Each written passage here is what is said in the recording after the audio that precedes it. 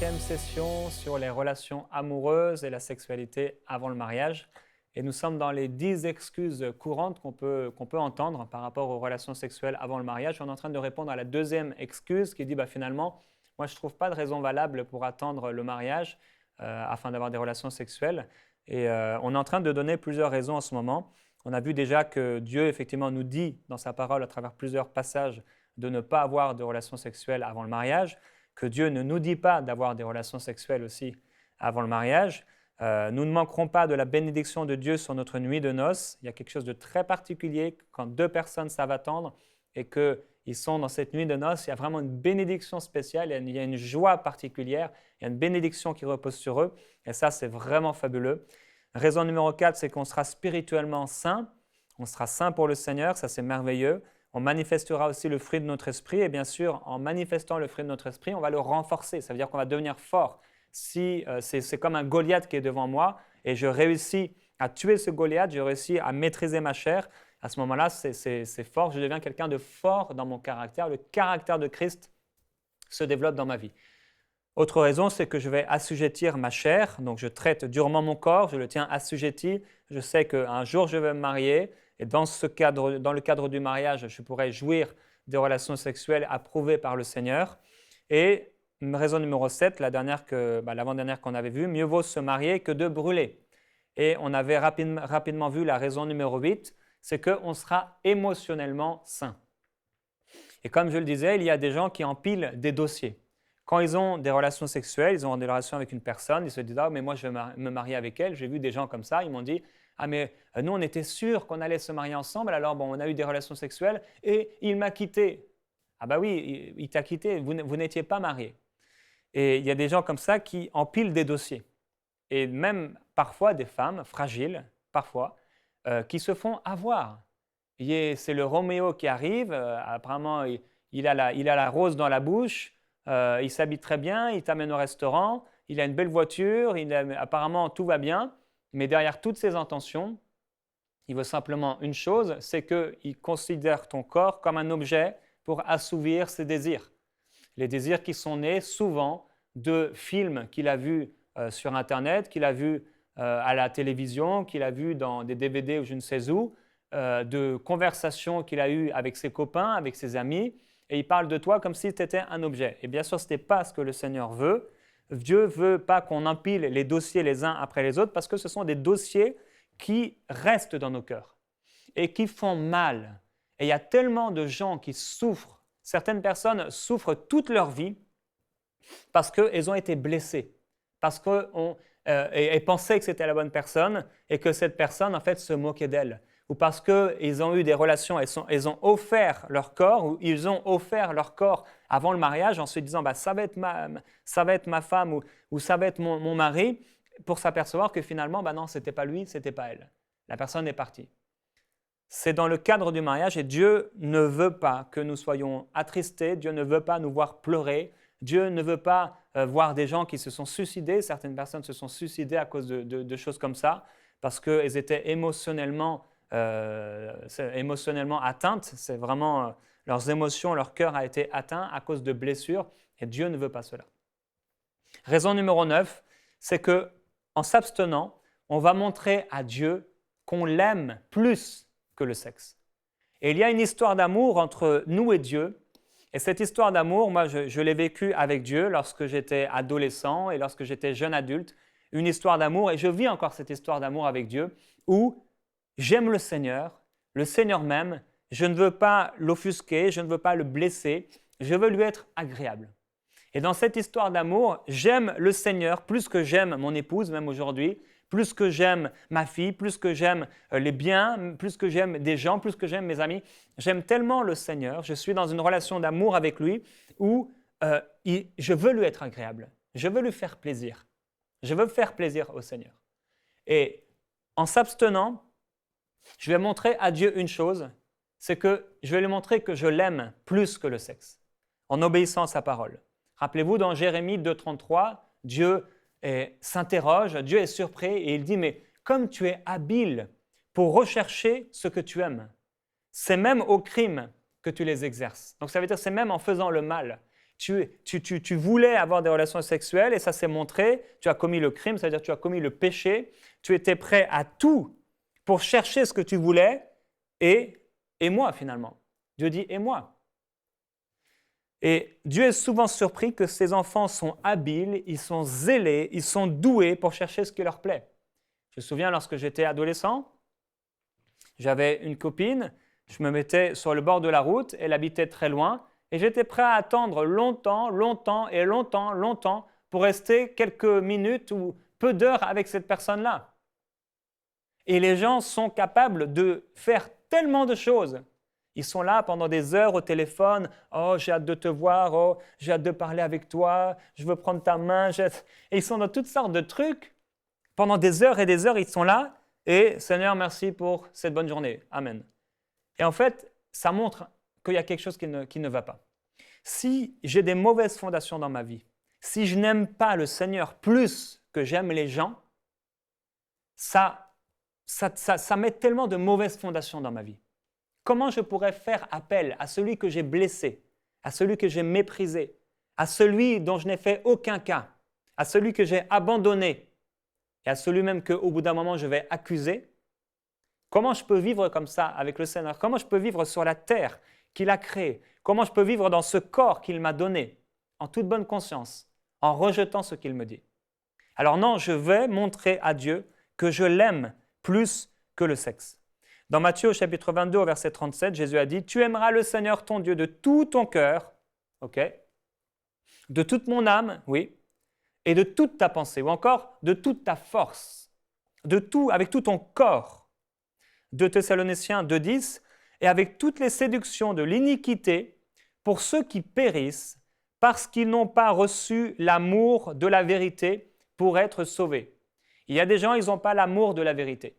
Vous pouvez leur prêcher la vérité, vous pouvez leur prêcher à propos de Jésus, mais ils refuseront Jésus, ils rejetteront Jésus. Nous avons accepté Jésus-Christ. Nous l'avons accepté comme notre Sauveur, j'espère que c'est votre cas.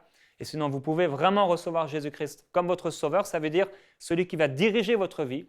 Vous allez être dirigé par lui, vous allez obéir à sa parole, vous allez vivre pour Dieu, faire alliance avec Dieu. Mais ces gens qui n'ont pas l'amour de la vérité pour être sauvés, ce sont des gens qui marchent dans la rébellion. Nous avons l'amour de la vérité. Et parce que nous avons l'amour de la vérité, quand nous l'entendons, cette vérité, nous savons qu'elle est vraie, nous voulons l'accomplir et on montre à Dieu une chose en s'abstenant, c'est qu'on l'aime plus que des relations sexuelles. Autre raison, c'est que nous montrerons notre désir du bien-être de notre futur mari ou de notre future épouse. En m'abstenant, je suis en train de montrer que mon désir le plus grand dans ma relation avec elle ou avec lui, c'est le bien-être de mon épouse, de ma future épouse ou de mon futur époux. Éphésiens 5,2 dit « Et marchez dans l'amour à l'exemple de Christ qui nous a aimés et qui s'est livré lui-même à Dieu pour nous comme une offrande et un sacrifice de bonne odeur. » Christ nous a aimés et parce qu'il nous a aimés, il s'est offert comme un sacrifice. Et ici, le terme sacrifice, c'est vraiment comme les animaux qu'on offrait en sacrifice. Il s'est offert, donc il s'est offert jusque dans son corps en sacrifice pour nous. Si je mets les besoins de mon futur mari, de ma future épouse au-dessus des miens, si je considère son bien-être spirituel, je serai dans l'obligation d'arriver à une conclusion, je dois attendre le mariage. Et je vais montrer que comme Dieu, je veux le meilleur pour lui, je veux le meilleur pour elle. Je suis prêt à attendre et je veux qu'on attende parce que je t'aime. Je ne veux pas que tu sois blessé, je t'aime et j'attendrai le mariage parce que c'est ce que le Seigneur désire. Philippiens chapitre 2, verset 3. « Ne faites rien par esprit de parti ou par vaine gloire, mais que l'humilité vous fasse regarder les autres comme étant au-dessus de vous-même. » Donc, je recherche d'abord les intérêts de ma future épouse ou de mon futur époux, si je suis une femme, avant les miens. Je suis intéressé par son bien-être. Alors, je ne veux pas la blesser, je ne veux pas déroger à des règles, je suis prêt à attendre et à patienter. Raison numéro 11, c'est que attendre est un test de fidélité. Si je ne suis pas capable aujourd'hui d'attendre, si je ne suis pas capable aujourd'hui de tenir ma chair, alors comment je peux affirmer que je serai capable de patienter et de tenir dans ma chair une fois marié. Si je ne suis pas capable d'attendre avant le mariage, est-ce que c'est le mariage qui va changer ma nature? Non. Le mariage va simplement mettre en relief tous mes défauts. C'est ce que fait le mariage. Le mariage va mettre en relief, ça veut dire qu'il va révéler encore plus de tout ce qui est dans notre cœur, de toutes nos failles de caractère. Si je suis impatient avant le mariage, je serai impatient dans le mariage. Et si cette personne n'a pas la patience d'attendre le mariage, si elle met des pressions sur vous, si elle fait des pressions sur vous, en vous laissant croire ou deviner ou imaginer que si vous ne faites pas ce qu'elle veut, elle vous quittera, bon, c'est déjà que c'est la mauvaise personne, c'est clair, mais c'est que même si vous dites oui à cette personne, parce qu'elle fait des pressions sur vous régulièrement, oh, tu ne voudrais pas tu voudrais pas venir chez moi, ou tu ne voudrais pas qu'on ait des relations ensemble, ou tu ne voudrais pas qu'on fasse l'amour, ou qu'elle commence à faire des choses sur vous, etc. Et qu'elle fait des pressions sur vous, des pressions morales, des pressions physiques, peut-être même parfois. Cette personne-là, ça vous montre une seule chose. Si vous dites oui à ce qu'elle fait, à ces pressions, mais dans le mariage, cette personne qui est charnelle, cette personne qui est impatiente, sera encore impatiente. Quand vous aurez vos règles, ou quand vous aurez accouché et que pendant plusieurs semaines, vous ne pourrez pas avoir de relations sexuelles, mais qu'est-ce qui va se passer? Cette personne est impatiente. Cette personne ne peut pas attendre aujourd'hui le mariage. Elle ne peut pas attendre 1 an, 2 ans que vous vous mariez. Quand peut-être pendant plusieurs mois ou pendant plusieurs semaines, vous ne pourrez pas avoir de relation, qu'est-ce qu'elle va faire cette personne? Ça montre un problème. Et ce problème va grandir dans le mariage. Et si cette personne a un mauvais cœur, ce problème va encore plus grandir. Bien sûr, cette personne peut aujourd'hui être charnelle, elle peut changer, oui. Mais alors aidez-la à changer. Et vous n'aiderez jamais quelqu'un à changer en acceptant les pressions qu'elle vous fait. Une personne peut changer, quelqu'un peut être charnel et en s'approchant du Seigneur, il change, parce que nous changeons tous et nous bronchons tous d'une manière ou d'une autre. Mais nous changeons tous et nous allons de gloire en gloire. Mais il y a des choses que si nous acceptons, ça va mettre de l'ivraie dans notre mariage. Ça va amener quelque part une pourriture dans le mariage et ça va nous amener à pleurer. Et il y a beaucoup de gens aujourd'hui qui pleurent dans le mariage parce qu'ils se sont fait mettre des pressions avant le mariage. Ils ont dit oui, ok, donc ils ont eu des relations sexuelles avant le mariage. Le mariage ne signifiait plus vraiment rien pour elles. Et dans le mariage, ils se sont mariés avec quelqu'un qui ne pouvait pas attendre et quelqu'un qui les a trompés, quelqu'un qui a commis l'adultère. Et disent, mais Seigneur, pourquoi? Seigneur, comment as-tu permis? Mais elles ont permis cela elles-mêmes. Quelqu'un dit, Dieu permet ce que nous permettons. Et des fois, c'est vraiment, vraiment la réalité. Et la Bible dit dans 2 Timothée 3,13, « Mais les hommes méchants et imposteurs avanceront toujours plus dans le mal, égarant les autres et égarés eux-mêmes. » Quand on est dans un cercle comme ça de péché, on va forcément vers la mort. Par contre, quand on est dans un cercle où peut-être il y a du péché, mais vraiment on veut marcher avec le Seigneur, Dieu nous sanctifie. Dieu nous rend forts. Et en choisissant le bien, on fortifie notre nature spirituelle et on fortifie la patience. On devient des gens patients. On devient des gens maîtres de nous-mêmes. Parce que c'est ce que Dieu veut. Dieu veut qu'on voit la différence entre ceux qui marchent avec lui et ceux du monde. Les gens dans le monde n'ont aucune maîtrise d'eux-mêmes. C'est ce qui amène plus de 2/3 des mariages dans l'adultère et dans les divorces.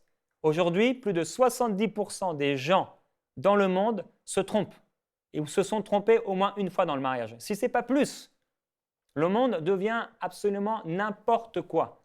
Ça devient terrible. Mais dans l'Église de Dieu, nous pouvons construire des mariages qui soient forts. Nous pouvons avoir des couples où effectivement c'est le ciel sur la terre, où c'est la dimension du ciel qui vient dans mon couple et c'est la bénédiction de Dieu qui vient dans mon couple et ça m'amène dans une grande bénédiction partout. Ça m'amène dans une bénédiction dans mes finances, ça m'amène dans une bénédiction spirituelle, ça m'amène dans une bénédiction de leadership, dans mes relations, ça m'amène dans une bénédiction dans mon travail. Partout finalement, la bénédiction s'installe. Et c'est ça que Dieu veut faire. Dieu, il aime nous faire du bien.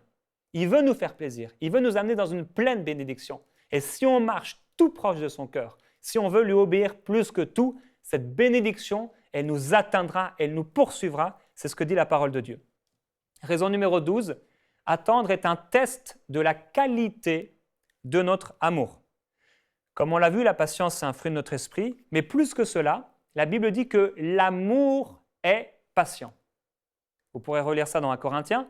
L'amour est patient. 1 Corinthiens 13, on peut lire au verset 4. L'amour est patient, il est plein de bonté, il n'est pas envieux, il ne se vante point, etc. Il ne cherche point son intérêt. Ça, c'est l'amour. L'amour est patient. Si la personne est impatiente, ou si je suis impatient, ça veut dire que je dois grandir dans la qualité de mon amour ou dans la manifestation de mon amour. C'est aussi simple que ça. L'amour est patient. Donc, si cette personne est patiente, c'est qu'il y a quelque part de l'amour. Si cette personne est impatiente, c'est que la qualité de son amour, il y a quelque chose qui ne va pas. Donc, on peut apprendre de la sincérité de l'amour de notre futur conjoint, de notre fiancé, par sa volonté ou son absence à attendre le jour du mariage. Et comme je l'ai dit, s'il ne sait pas attendre aujourd'hui, il ne saura pas attendre demain pour me pardonner, pour m'aimer, pour me supporter. Raison numéro 13, nous n'aurons pas de conséquences indésirables. Si je m'abstiens, je n'aurai pas de conséquences indésirables. Et comme je le disais dans une session précédente, tous ceux qui ont été amenés à pratiquer un avortement, ce sont des gens qui n'avaient pas prévu tomber enceinte ou que la personne tombe enceinte. Sinon, jamais ces personnes n'auraient eu de relations sexuelles à ce moment-là, parce qu'aucune femme ne prend un plaisir à avorter. Ça laisse des traces terribles dans l'âme. Ça laisse des traces terribles. Donc, aucune femme n'a été créée pour avorter déjà, et aucune femme n'aime avorter. Alors, s'il y a tant d'avortements, c'est parce que lors de la relation sexuelle, il y a quelque chose qui ne s'est pas passé comme les deux personnes l'avaient prévu. Tout ça pour nous dire qu'il peut se passer des choses quand on a des relations sexuelles avant le mariage qu'on peut regretter toute sa vie. J'ai vu des gens avoir des relations sexuelles avec quelqu'un, ils pensaient peut-être qu'ils allaient faire leur vie avec, ils ont eu un enfant. Bon, ils n'ont pas choisi l'avortement, c'est très bien, parce que ce n'est jamais le bon choix. Ils ont eu un enfant, et un jour, la personne les a quittés, ou ils ont quitté cette personne, ce n'était pas la bonne personne. Ils se marient avec quelqu'un, et ils fondent une famille, et ils ont un enfant. Donc, ils ont un enfant avec la femme qu'ils aiment, et ils ont un autre enfant ailleurs. Un Ismaël quelque part, et un fils de la promesse. Et c'est difficile à vivre. C'est difficile à gérer, et c'est pour ça que Dieu n'a jamais été pour la polygamie. Dieu n'a jamais été pour que quelqu'un ait plein de femmes. Ça n'a jamais été la volonté de Dieu. Dieu, entre guillemets, l'a permis dans les anciennes alliances. Il y avait une multiplication du peuple de Dieu aussi à travers ça, mais ça n'a jamais été la volonté de Dieu. Et bien sûr, ce n'est pas la volonté de Dieu. Dans 1 Corinthiens 6, 18, il est écrit « Fuyez l'impudicité ». Ça veut dire que si je me retrouve dans une chambre avec quelqu'un et que je sens qu'il va se passer quelque chose, la Bible dit « Fuis ». Tu dois fuir l'impudicité. Tu ne te dis pas maître de toi-même en disant « mais je vais réussir à supporter, je vais réussir à supporter ». Non, tu ne réussiras pas à supporter. Peut-être une fois, deux fois et trois fois, tu tomberas. Celui qui creuse une fosse, il tombe. Fuyez l'impudicité. Tu dois fuir, tu dois courir. Tu prends tes jambes à ton cou et tu cours. Quelque autre péché, la Bible dit qu'un homme commette, ce péché est hors du corps, mais celui qui se livre à l'impudicité pêche contre son propre corps. Si j'ai une relation sexuelle en dehors du mariage, donc ici en dehors du mariage, c'est avant le mariage, ou alors si je suis marié en dehors de mon mariage, je pêche contre mon propre corps. Ça veut dire que je me fais du mal à moi-même. Je vais avoir des conséquences indésirables. On pourrait parler de Romains 1, 27 qui parle entre autres des relations homosexuelles et du salaire. Moi, je vais le lire. Et de même, les hommes, abandonnant l'usage naturel de la femme, se sont enflammés dans leurs désirs les uns pour les autres. Et c'est ce que nous voyons aujourd'hui plus que, entre guillemets, jamais auparavant, en tout cas depuis des décennies, commettant homme avec homme des choses infâmes et recevant en eux-mêmes le salaire que méritait leur égarement. Et entre autres, c'est ce qui a amené le sida et toutes sortes de maladies à cause de ces relations contre nature. Ce genre de relations sexuelles, bien sûr, sont des relations directement opposées à la nature de Dieu, c'est de la rébellion pure envers le Seigneur, et il y a toujours des conséquences au péché. Bon, là, c'est des relations homosexuelles, mais en dehors de ces relations, les relations en dehors du mariage sont vues par Dieu comme des relations homosexuelles, puisque c'est contre la nature que Dieu a mise sur la terre. C'est contre nature. S'il n'y a pas d'approbation de Dieu, s'il n'y a pas d'acte d'approbation de la part de Dieu, d'alliance faite en rapport avec quelqu'un et en rapport avec Dieu, c'est une relation contre nature. Et donc, dans ces conséquences non désirées, ça peut être une grossesse non désirée. Je vous ai donné l'exemple d'un jeune homme qui m'avait dit « Mais qu'est-ce que pense du Seigneur des relations sexuelles hors mariage ?» Je lui ai dit « Dieu n'approuve pas ça, ce n'est pas quelque chose de bien, tu ne devrais pas en avoir. » Et cette personne est repartie, et 2-3 mois après, elle revient me voir « Qu'est-ce que Dieu pense de l'avortement ?» C'était trop tard. Il n'a pas obéi, et finalement, qu'est-ce que cette personne a choisi? L'avortement. Et ça, c'est terrible. Et c'est quelqu'un qui ne marchait pas avec le Seigneur. Un jour, je me souviens, en fait, plusieurs fois, on le voyait, on lui disait « On va te voir à l'église dimanche. » Et il disait « Ah, si Dieu le veut. » Bien sûr, Dieu le veut. Ce sont des gens qui marchent selon la chair. Donc, une grossesse non désirée, ou la décision, par exemple, de placer un enfant en adoption, ce sont des conséquences terribles que les gens peuvent avoir. L'avortement, encore là, c'est une conséquence terrible. Des relations brisées avec quelqu'un, ou avec la famille, ou avec des amis. C'est quelques-uns des exemples, quelques-uns des résultats possibles qu'on peut avoir lorsque on a des relations sexuelles hors mariage. Tellement de gens, de jeunes filles qui avaient vraiment un bel appel sur leur vie. Dieu voulait faire des choses avec elles et ils ont été complètement brisés, ils ont été dégoûtés. Certaines des chrétiens, elles étaient eux-mêmes chrétiennes, mais ils ont été dégoûtés de certains chrétiens qui non seulement sont tombés dans le péché, ont fait des pressions sur elles, elles ont eu des relations sexuelles en dehors du mariage, mais après, on leur a demandé d'avorter, elles ont été dégoûtées, et à cause de cela, dégoûtées de Dieu, comme si c'était Dieu qui avait eu les relations sexuelles avec elles ou que c'était Dieu qui les avait poussées à cela. Ça fait tellement de mal. Tellement de mal. Rappelez-vous que Jacques 1,15, puis la convoitise, lorsqu'elle a conçu, enfante le péché, et le péché, parvenu à son terme, enfante la mort. C'est exactement ce qui se passe ici. On voit quelqu'un qui a des convoitises, il veut avoir des relations sexuelles avec toi, tu te fais avoir, tu dis oui, ok, tu te soumets et tu tombes dans le péché. Et le péché, qu'est-ce qu'il amène? Tiens, tu es enceinte et ça amène la mort à travers l'avortement. Ici, c'est un exemple parfait de Jacques 1,15. Et on doit vraiment considérer l'effet boule de neige du péché. Et si la relation ne dure pas, qu'est-ce qui va se passer? Ici, et Hébreux 12.1 aussi dit « Nous sommes environnés d'une si grande nuée de témoins, rejetons le péché et tout fardeau qui nous enveloppe si facilement et courons avec persévérance dans l'épreuve qui nous est proposée. » Ce passage nous montre une chose, c'est que le péché il peut nous envelopper si facilement.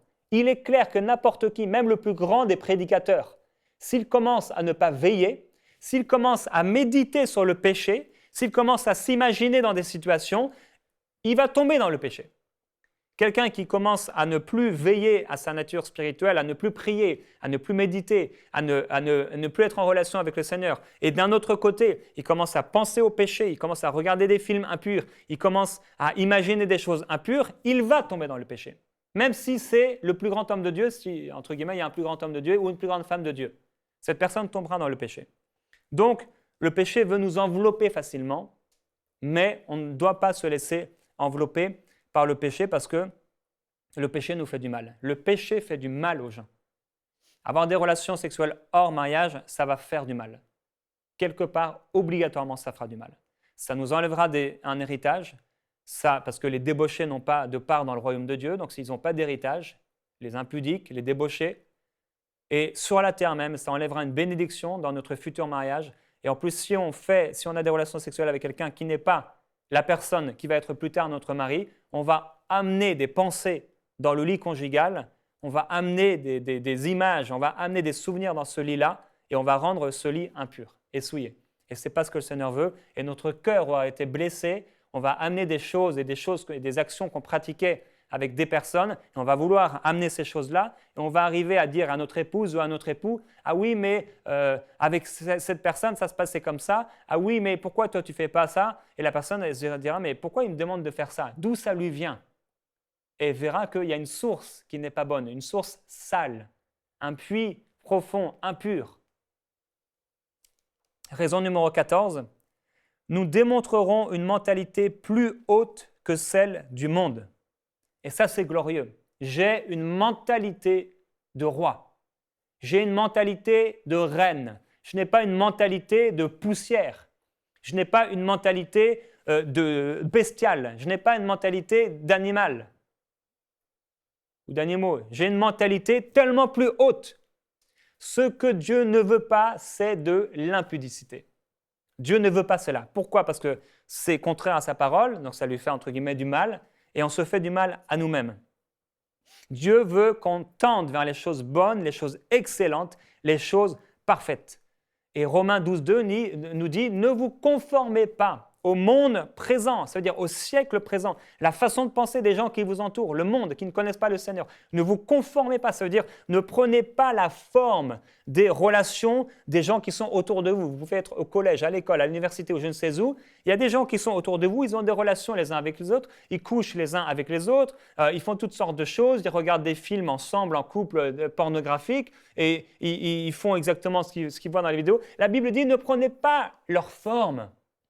Dans vos relations amoureuses, si vous avez une relation amoureuse avec quelqu'un, c'est que déjà, normalement, cette personne marche avec le Seigneur, c'est que apparemment, ça doit être la personne que le Seigneur a pour vous. Eh bien, dans cette relation, ne prenez pas la forme du monde.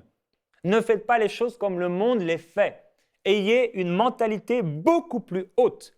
Parce que Dieu dit que nous sommes des rois. Nous sommes des reines. Nous sommes des sacrificateurs. Nous avons un rôle tellement particulier dans le cœur de Dieu. Nous sommes une race élue. Un sacerdoce royal, une nation sainte. Nous sommes le peuple de Dieu. Tu fais partie du peuple de Dieu. Tu es le peuple de Dieu.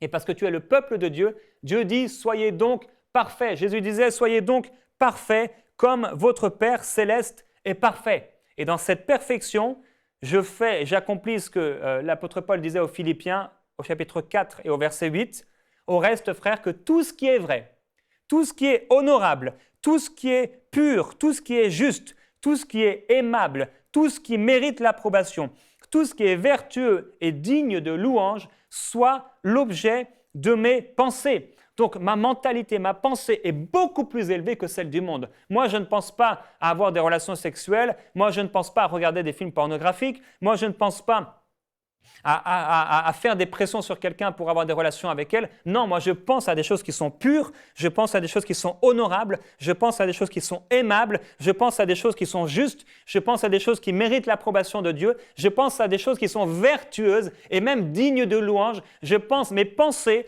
Dieu peut louer mes pensées, Dieu peut amener une louange par rapport à mes pensées parce que je pense à des choses que Dieu approuve, des choses qui sont dignes de louange. On va continuer la prochaine fois avec les raisons pour lesquelles nous ne devrions pas avoir de relations sexuelles avant le mariage. Il en reste 2. On va avoir d'autres excuses aussi. Et on va avoir des questions comme puis-je utiliser la séduction ou le flirt dans mes relations amoureuses? Est-ce que je peux sortir avec un incroyant? Est-ce que la masturbation est un péché? Est-ce que la pornographie est un péché? On va avoir plusieurs questions qu'on va répondre ensemble. Donc, je vous invite à regarder la prochaine session.